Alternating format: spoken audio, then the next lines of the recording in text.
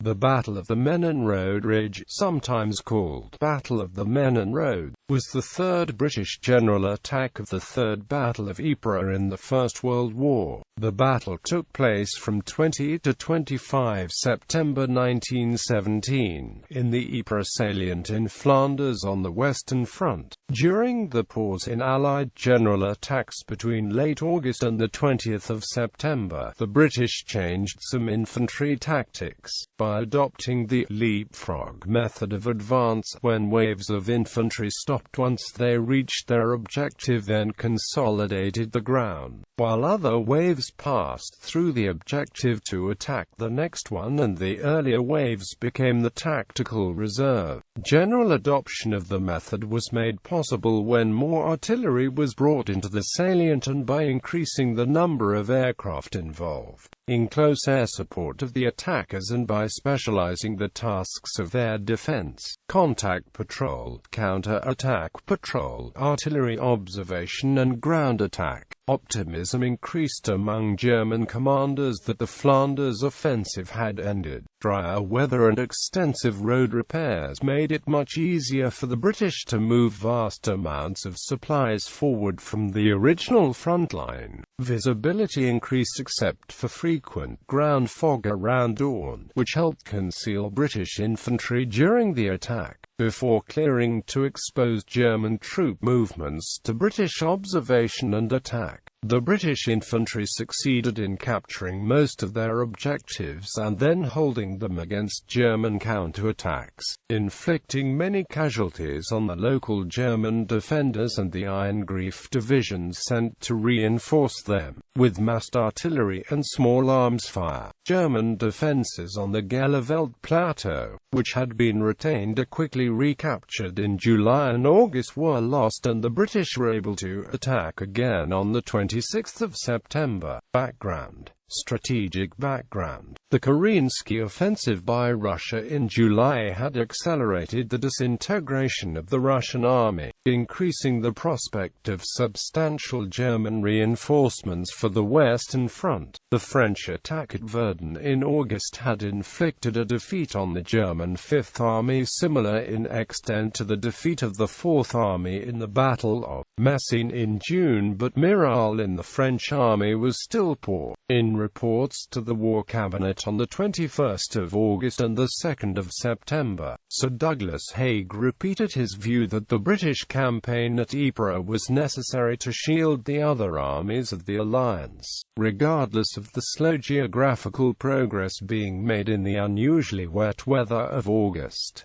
Tactical developments. The German Fourth Army had defeated British attempts to advance to the Black and Green lines set for the 31st of July in the center of the battlefield and on the Galliveld Plateau on the southern flank. During the frequent weather interruptions in August, these defensive successes had been costly, and by mid-August, German satisfaction at the defensive achievements was accompanied by concern at the extent of German casualties. The rain, constant bombardments and British air attacks had also put great strain on the German defense between British attacks. After the 31st of July, Gough had ceased attempts to exploit opportunities created by the Fifth Army's attacks and began a process of tactical revision, which with the better weather in September inflicted several costly defeats on the Germans. Second Corps had been ordered to capture the rest of the Black Line on the 2nd of August. The three Northern Corps of the Fifth Army were then to complete the capture of the part of the Green Line on the 4th of August, while 14th Corps and the French First Army crossed the Steenbeek on the left flank. The unusually wet weather had caused the attacks to be postponed until the 10th of August and the Battle of Longwy marked. Some of these objectives were still occupied by the Germans after operations later in the month. Principal responsibility for the offensive was transferred to General Plumer on the 25th of August. The Second Army boundary was shifted north into the area vacated by 2nd Corps on the Galliveld Plateau. Haig put more emphasis on the southern fringe of the plateau, by giving to the Second Army the bulk of the heavy artillery reinforcements moved from Artois. Prelude. British offensive preparations. The General Headquarters Staff of the British Expeditionary Force quickly studied the results of the attack of 31 July and on the 7th of August, sent questions to the Army headquarters about the new conditions produced by German defense in depth. The German Army had spread strong points and pillboxes in the areas between the defensive lines and made rapid counter-attacks with local reserves and Eingriff divisions against Allied penetrations.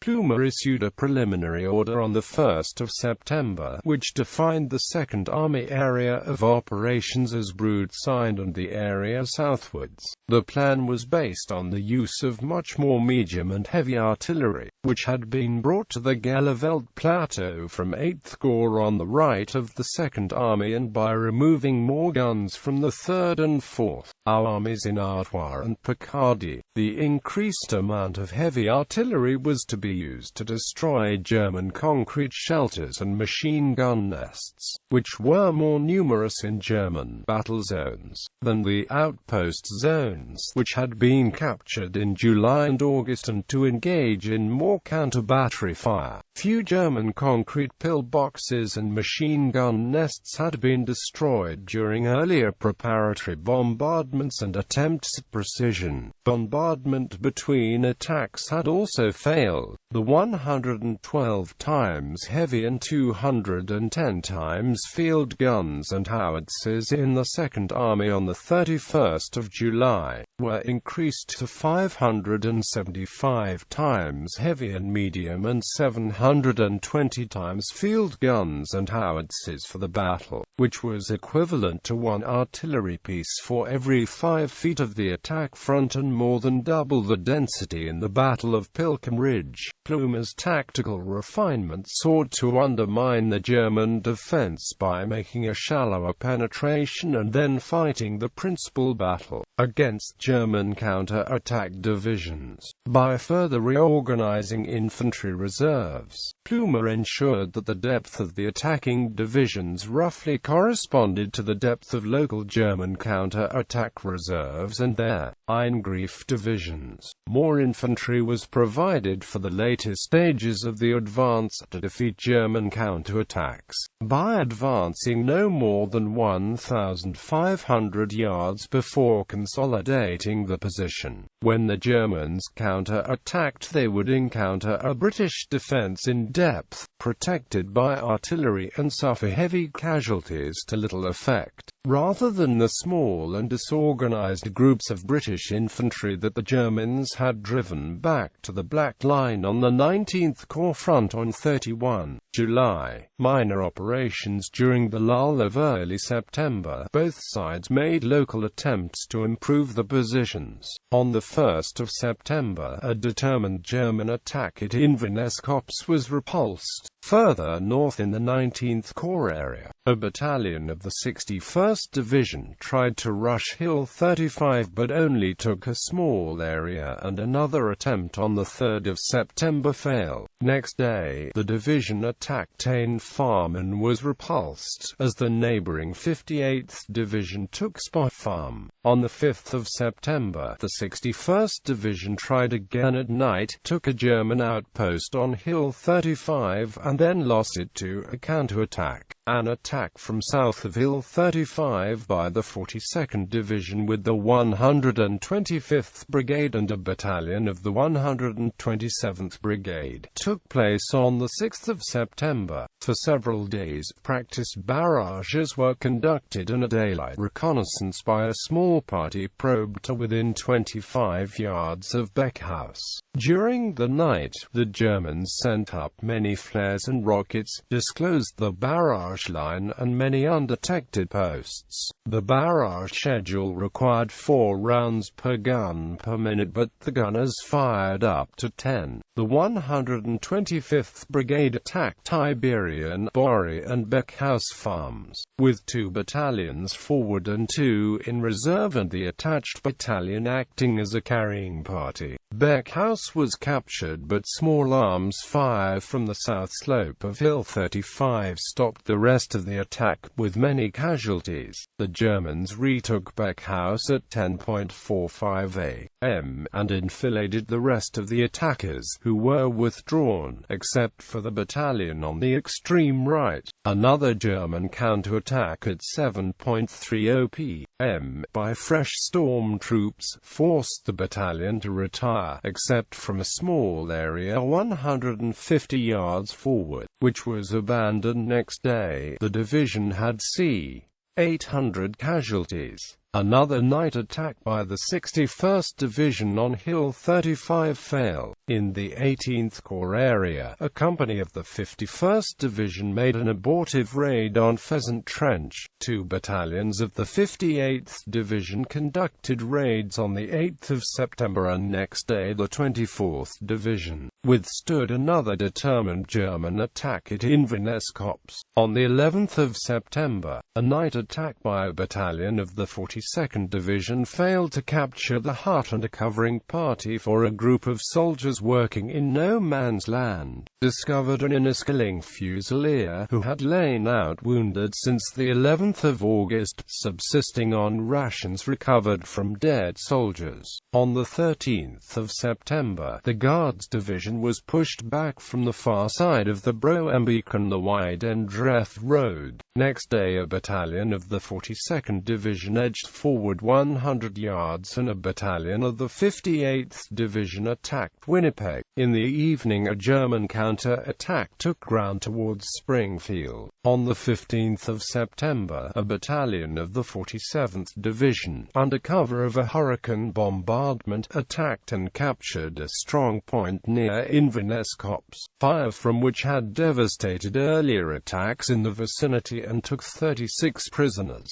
A battalion of the 42nd Division captured Sanssouci, and the 51st Division launched a Chinese attack using dummies. A day later, a German attack on the strong point captured by the 47th Division on renamed Cryer Farm was defeated with many German losses, and in the 14th Corps area, another attack was stopped by small arms fire on the 20th Division front. A party of the Guards Division was cut off near Copse and fought its way out. A lull followed until the 20th of September. Plan of attack: Plumer planned to capture Gelleveld Plateau in 4 steps, with intervals of 6 days for time to bring forward artillery and supplies. A faster tempo of operations than that envisaged by Gough in the planning before the 31st of July. Each step was to have even more limited geographical objectives, with infantry units attacking on narrower fronts in greater depth. The previous practice of attacking the first objective with 2 battalions and the following objectives with a battalion each was reversed. In view of the greater density of German defences, the further the attack penetrated, double the medium and heavy artillery was available than 4. On the 31st of July, reorganization in this manner had been recommended in a report of the 25th of August by the 5th Army General Officer Commanding RA Major General H. Uniacke. The evolution in organization and method was to ensure that more infantry were on tactically advantageous ground, having had time to consolidate and regain contact with their artillery before they received German counterattacks.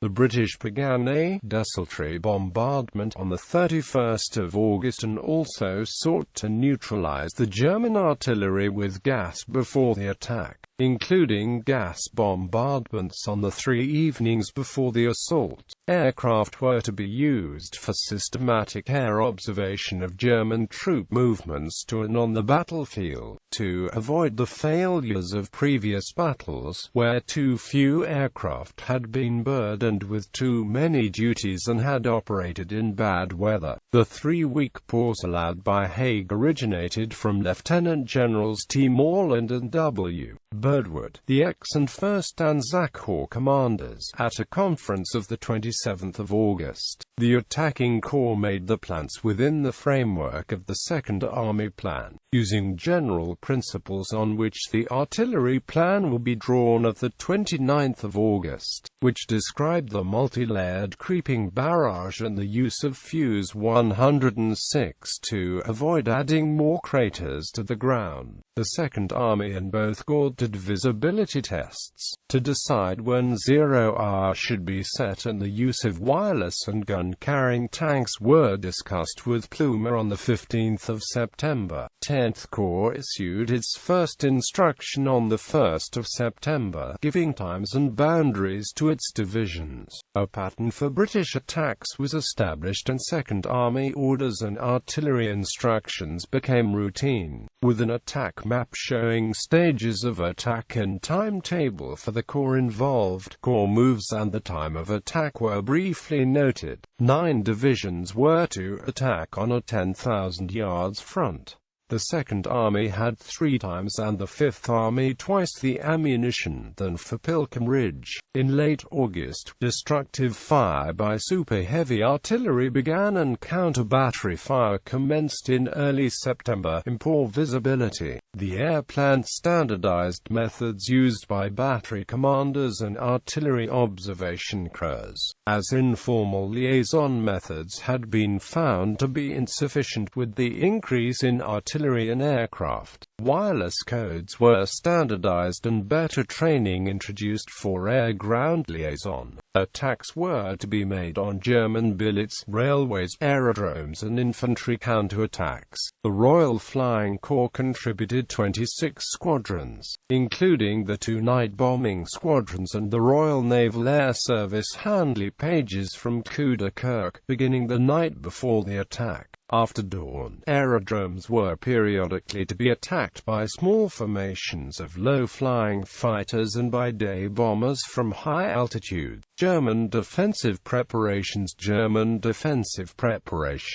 June to July 1917, elastic defense tactics had been rejected by the Fourth Army Chief of Staff Major General Fritz von Lossberg, who believed that a tactical withdrawal by trench garrisons would disorganize the counter-attacking reserves, leading to the loss of the sector and danger to flanking units. Lossberg ordered the front line of sentry groups to be held rigidly. British attacks would exhaust themselves and then be repulsed by local German reserves of by Eingriff divisions. Lossberg also judged that there was little prospect of British attacks being delayed by the need to move artillery forward and build supply routes. The British had a huge mass of artillery and the infrastructure necessarily to supply it with ammunition, much of it built opposite Flanders in the period between the attack at Messines and the 31st of July. German defensive tactics had been costly but succeeded on the front of 19th Corps on the 31st of July and against 2nd Corps on the Gallivelt Plateau on the 31st of July, and during August, although the counter-attacks had been stopped in the turn by British artillery fire. When they reached areas where observation and communications between British infantry and artillery had been restored, Ludendorff later wrote that losses in the August battles had been unexpectedly high. The pause in British operations in early September helped to mislead the Germans.